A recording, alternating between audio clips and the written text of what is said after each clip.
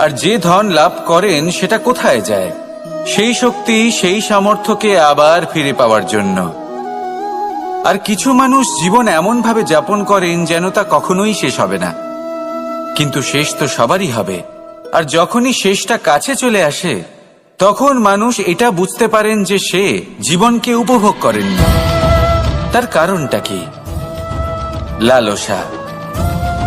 এই লালসা জন্ম দেয় লোভকে, আর এই লোভ জন্ম দেয় আপনারই বিনাশকে। সেই জন্য আজ আপনার কাছে যা কিছু আছে, যেমনটা আছে, তার সাথে জীবন যাপন করুন, পূর্ণরূপে যাপন করুন। আপনার কাছে যতই ধন, শক্তি, মান থাকুক, তা সবার মধ্যে ভাগ করতে শিখুন। ভাগ করলে ভালোবাসা বাড়ে, আর এই ভালোবাসা দ্বারা জীবন আরো সুখময় হয়ে ওঠে।